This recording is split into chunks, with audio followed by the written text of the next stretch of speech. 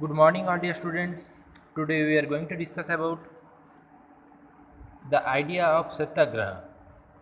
We learned from the previous class the nationalism in India, the concept of nationalism in India, and we learned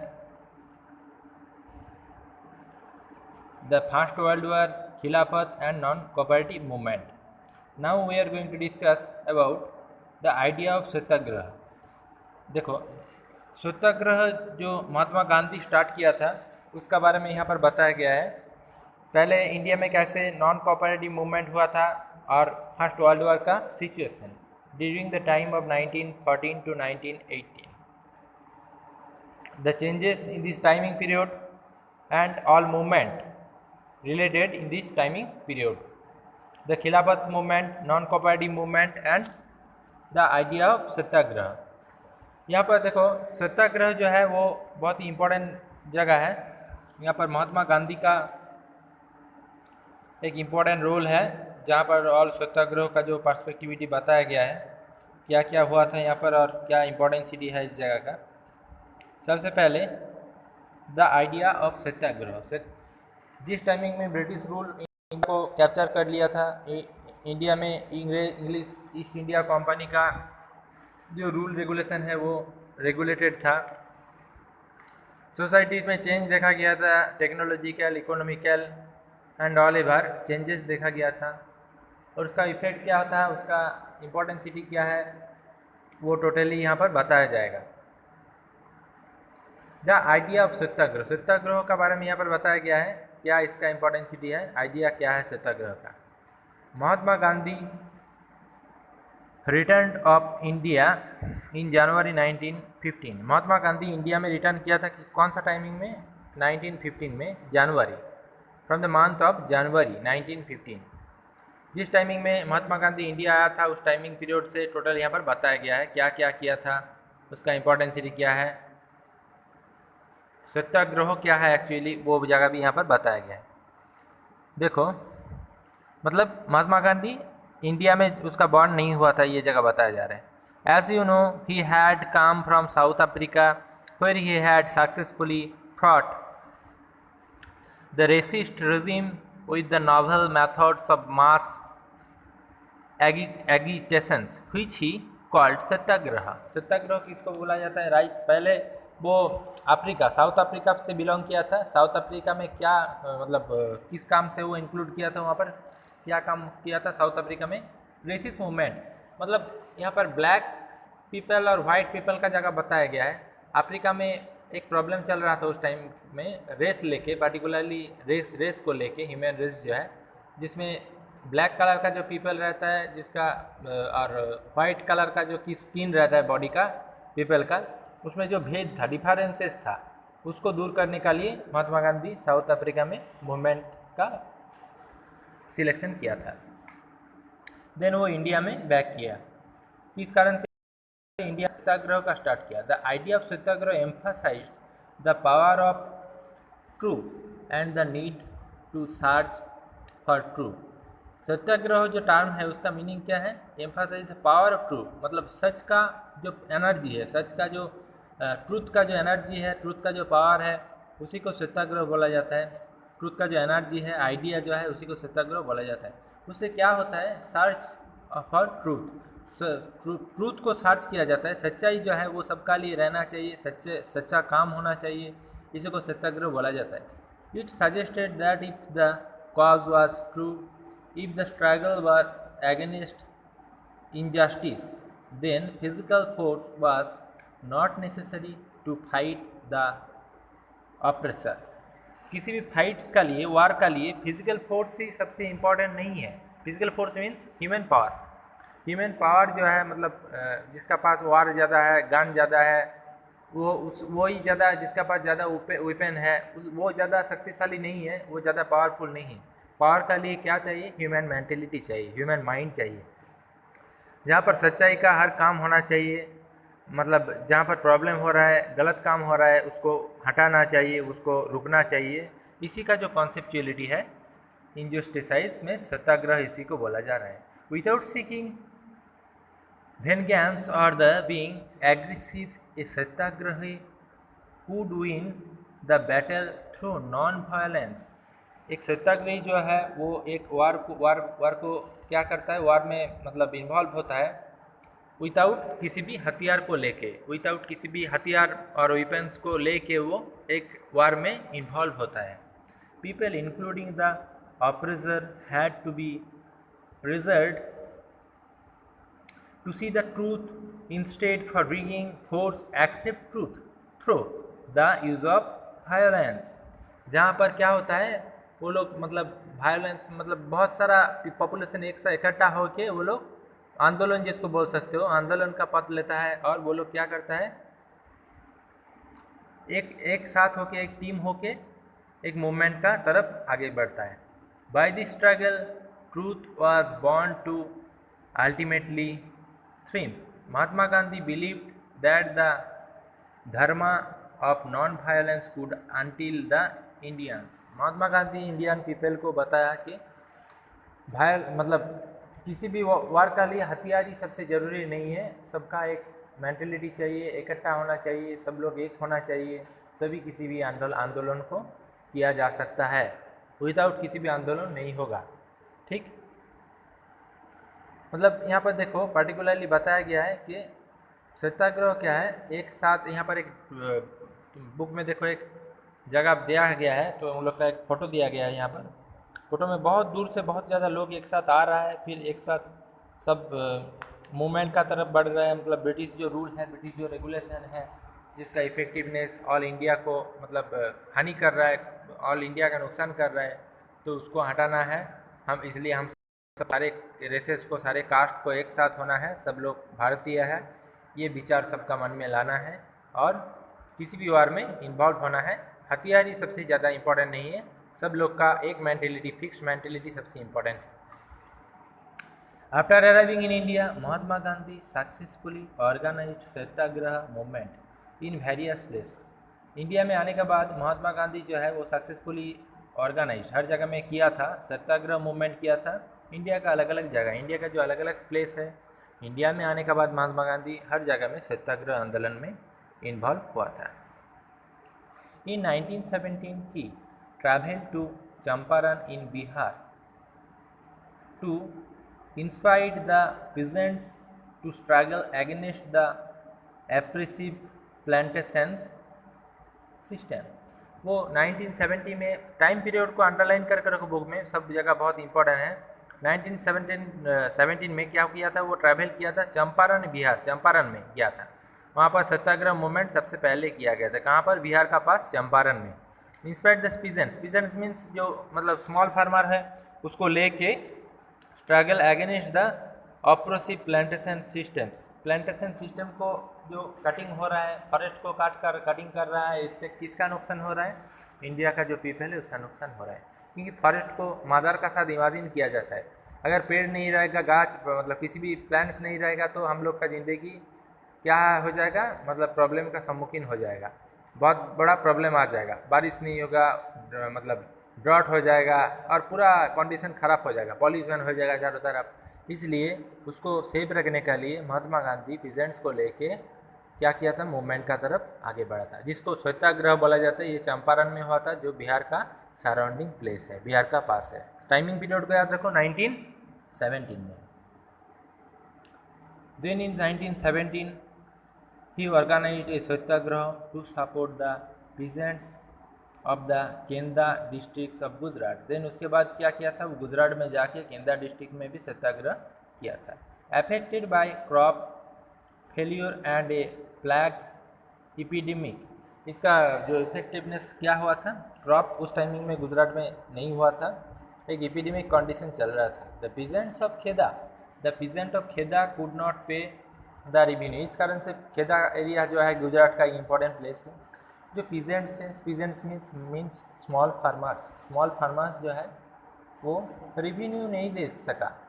बारिश नहीं होगा तो crop नहीं होगा, crop नहीं होगा तो कहाँ से रेवेन्यू देगा। But British east India company का ऐसा रूल था कि किसी भी हाथ में उसको रेवेन्यू पेड करना है, मतलब जो टैक्स को पेमेंट करना है, लेकिन वो लोग नहीं कर पाया खेड़ा डिस्ट्रिक्ट में, जो गुजरात का इंपॉर्टेंट पार्ट है। तो वहाँ पर गांधी जी मूव करके क्या किया, जब पॉपुलेशन के ऊपर ज़्यादा प्रेशर दिया जा रहा था ब्रिटिश ईस्ट इंडिया कंपनी का, तब गांधी जी जाके वहाँ पर फिर से सत्याग्रह मूवमेंट का सिलेक्शन किया, सत्याग्रह मूवमेंट का पथ ले लिया। देन उसके बाद एंड फिर demanding the revenue collection be relaxed. In 1918, Mahatma Gandhi went to Ahmedabad, organized a satyagrah movement among the cotton mill workers.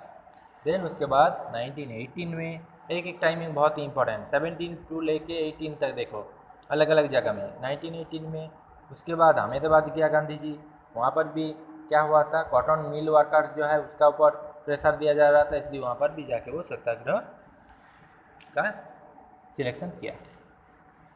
Then उसके बाद देखो रोलाउत एक्ट। रोलाउत एक्ट क्या है, वो जगह emboldened with this success Gandhi ji in 1990 decided to launch ए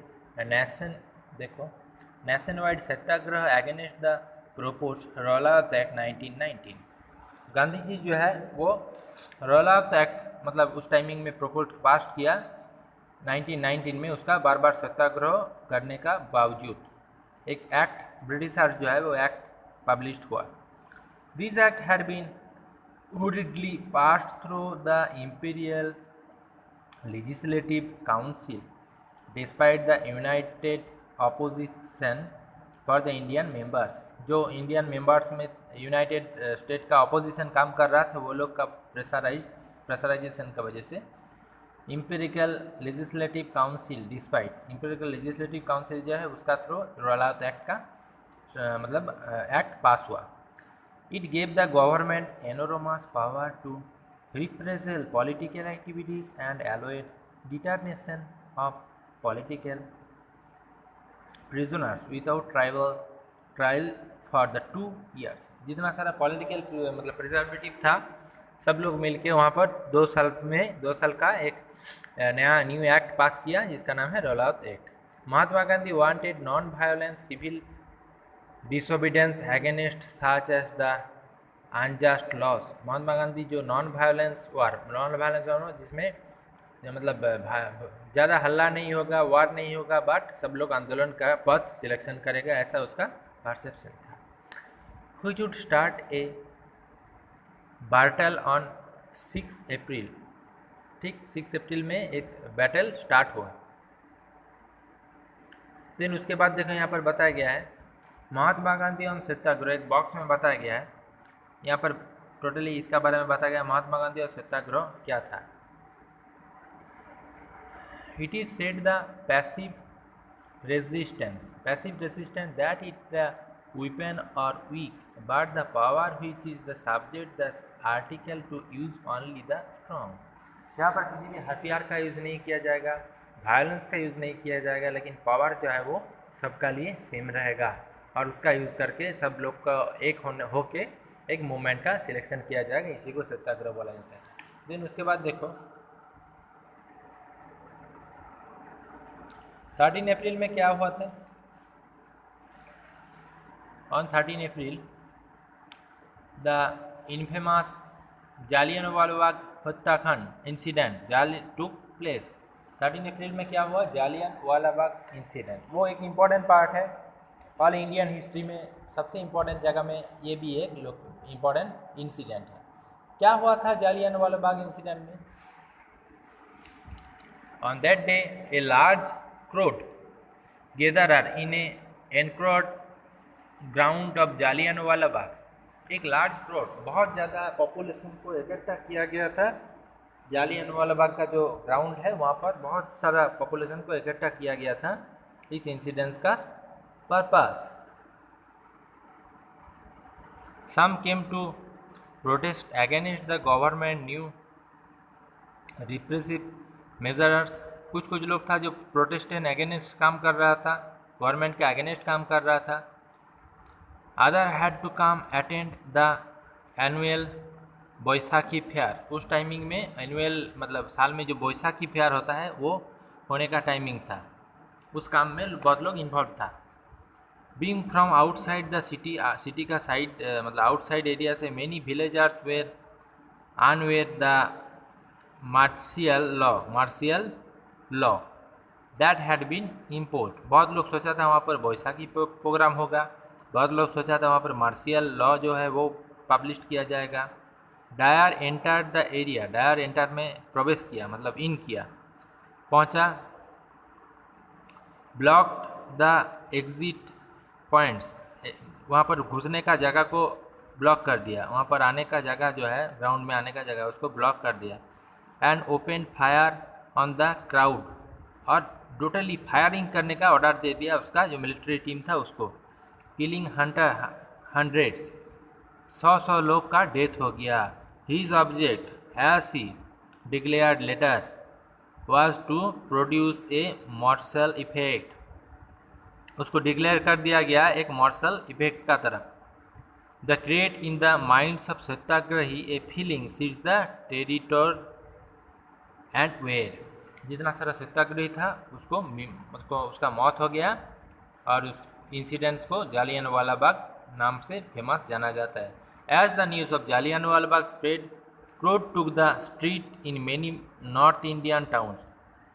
जालियनवाला बाग का जो incident था ये नॉर्थ इंडिया का ऑल शहर में मतलब सारे जगह में फैल गया, पता हो गया सब लोग को जालियनवाला बाग का बारे में, ये इतना डेंजरस इंसिडेंट हुआ था। Their way strike clash with the police and attack on government building, police आया, जितना सारा गवर्नमेंट बिल्डिंग था वहाँ पर स्ट्राइक कर दिया गया। The government responded with brutal represent seeking to humiliate the territory's people. Satyagrahi were forced to wrap their noises on the ground. Ground का वॉल इतना ऊंचा था कि सब वो लोग पार होके नहीं जा पाया, ग्राउंड से बाहर नहीं निकल पाया और सब लोग का मौत हो गया। ट्रैवल द स्ट्रीट एंड सलाम, तो देखो while the Rawat Satyagraha had been a widespread movement, it was still limited mostly the cities and town. Satyagraha जो है वो जो मूवमेंट वो ज़्यादा से ज़्यादा सिटीज़ में टाउनशिप एरिया में देखा गया। Mahatma Gandhi now felt the need to launch a more broad based movement India. उसके बाद महात्मा गांधी जो है वो एक लॉन्च किया एक मूवमेंट का इंडिया में हर जगह में, but he was certain that no such the movement could the organise without bringing the Hindus and Muslim closer together. उसका मेन प्रोग्राम था मूवमेंट करने का पर्पस क्या कि हिंदूज और मुस्लिम को एक किया जाएगा तो किसी भी मूवमेंट का सक्सेस होगा, बट वो उस काम में सक्सेस नहीं हुआ। कौन? Mahatma Gandhi. One way of doing this he felt was the take of the Khilafat issue. इसका एक सबसे बड़ा इंपॉर्टेंट सिटी है खिलाफत इशू जो है हिंदू मुस्लिम में विभेद होने का issue. The first world war had ended with the defeat of Ottoman Turkey. First world war का इम्पैक्ट जो हुआ वो एंड हो गया और ऑटोमैन तुर्की जो है वो डिफीटेड हो गया। And there were rumours are the heard spread threats going to be improve on the Ottoman empire. Ottoman empire जो है वो उसका स्प्रेडिंग हर जगह में होने लगा, बहुत ज़्यादा ऑटोमैन एम्पायर का डेवलपमेंट हो गया।